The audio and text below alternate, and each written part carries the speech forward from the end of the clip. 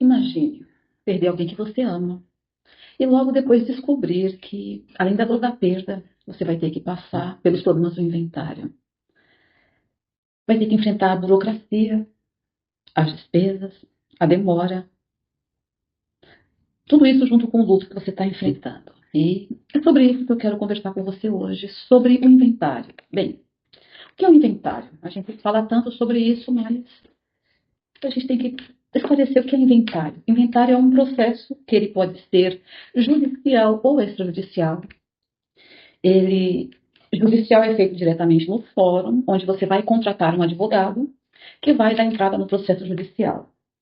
Esse processo você precisa dar entrada num período de até 60 dias ou vai ter que pagar, além dos custos normais, multa do TCMD.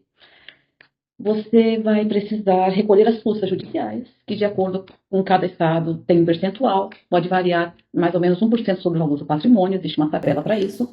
Vai ter que recolher custas para pedir certidões, vai precisar tirar matrículas atualizadas, certidão de casamento, certidão de nascimento dos herdeiros, quem vai estar pleiteando a herança.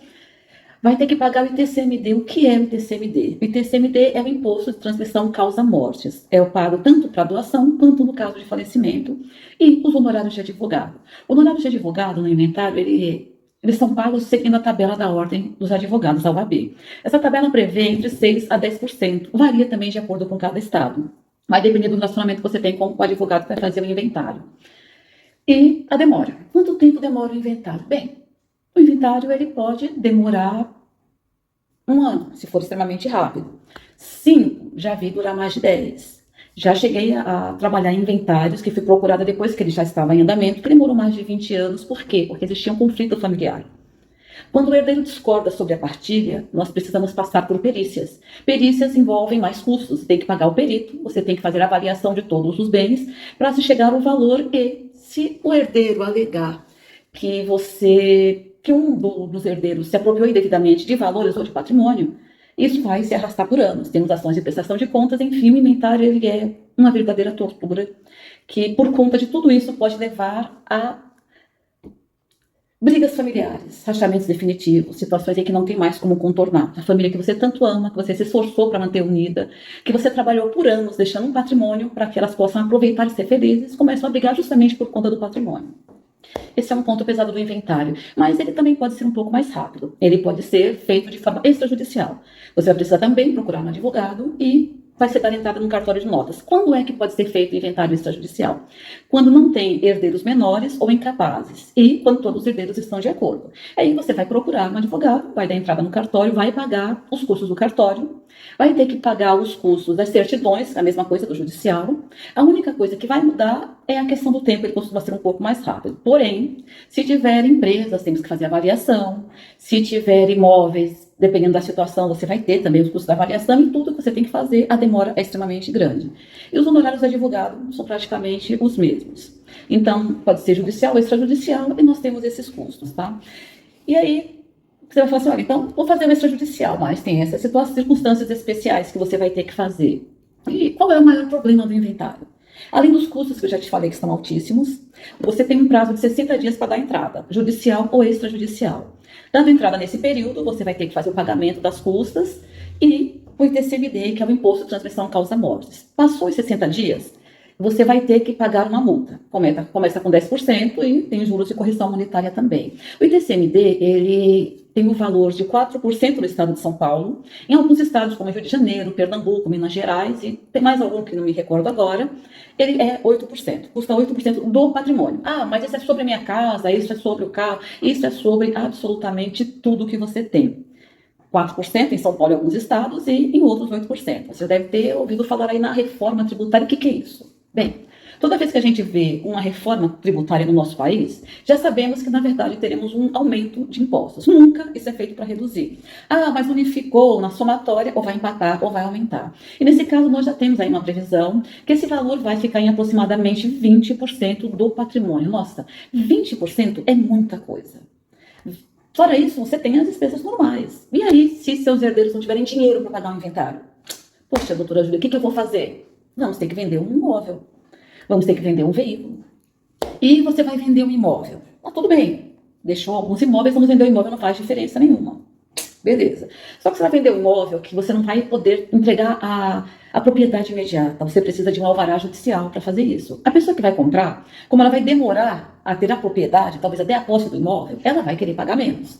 Nisso aí você vai perder ali, a gente estima geralmente 20% quando você tem essa negociação, e às vezes pode ser um percentual maior, dependendo das circunstâncias. E se for o único imóvel que você está deixando para os seus filhos ou para o seu único filho, o que vai acontecer? Vai vender. E se ele morava num bairro bom, se ele tinha um certo conforto, o que vai acontecer? Ele vai vender esse imóvel, vai pagar todas as despesas do inventário, e com o que sobrar, ele vai ter que comprar um imóvel pequeno e possivelmente até num bairro mais afastado. Essa é a dor que o inventário vai trazer para sua família. E você vai falar assim, mas não tem o que fazer? Poxa, não tem, você vai ter que pagar. Você também pode falar assim, olha, eu conheço muitas pessoas que os pais faleceram e não fizeram inventário, está lá 5, 10 anos, pode ficar sem fazer o inventário? Pode.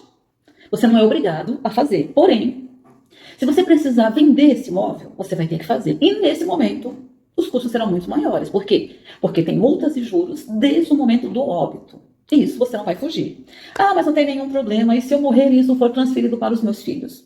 Seus filhos vão ter uma dor de cabeça maior do que a sua, se você quiser transferir isso por gerações, sem legalizar a documentação do patrimônio. Em algum momento você vai ter que fazer, não tem como escapar.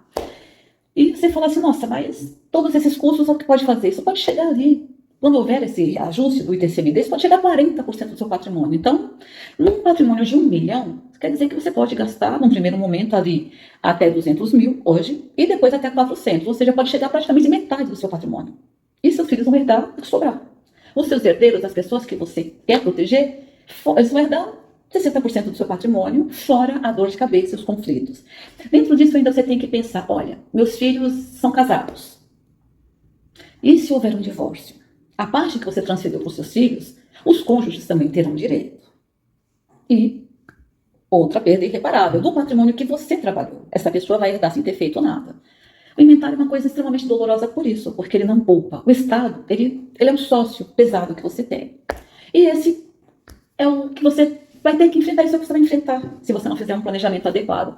E a gente fala, olha, o que é um planejamento adequado? Como é que eu posso escapar disso? Você pode fazer um planejamento patrimonial, onde você vai instituir uma holding familiar. O que é isso? Hoje a gente fala muito sobre isso. Em outros países, isso já é uma coisa comum, e até convém aqui estar frisando o quê? Nossa carga tributária, nossa faixa de imposto aqui de transmissão causa-morte, do ITCMD, é um dos menores do mundo, se não for o menor.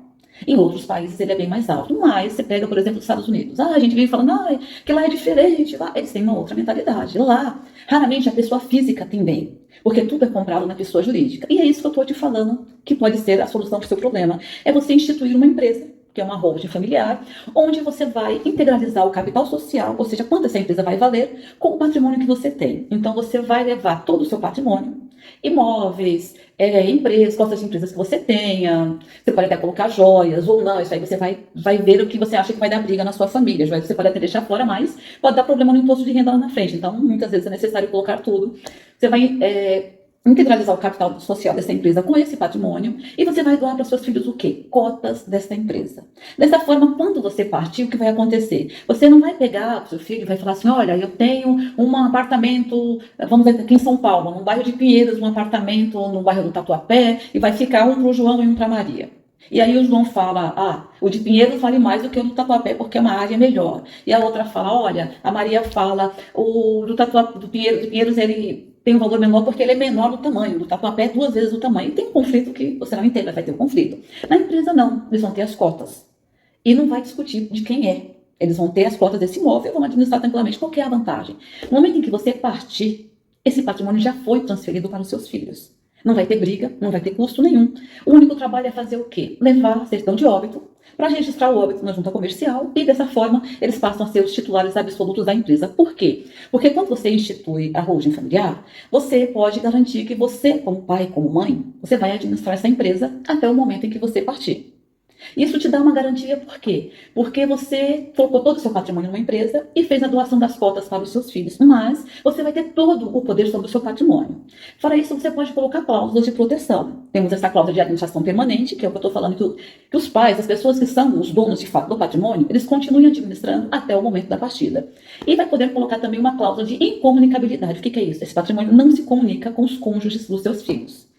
Mas o meu filho é casado e se divorciou. A ex-esposa, o ex-esposo tem direito a alguma coisa? Não, porque o patrimônio não se comunica.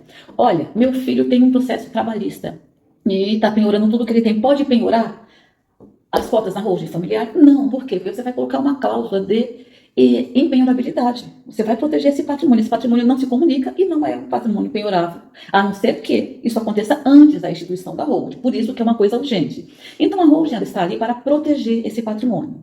Se você quer evitar que todo o patrimônio que você constituiu a vida inteira, que você trabalhou, que você se esforçou, que você passou por restrições, pensando em proteger os seus filhos, você quer evitar que isso vire uma grande dor de cabeça para eles, objeto de disputa, de desavença na sua família, faça um planejamento.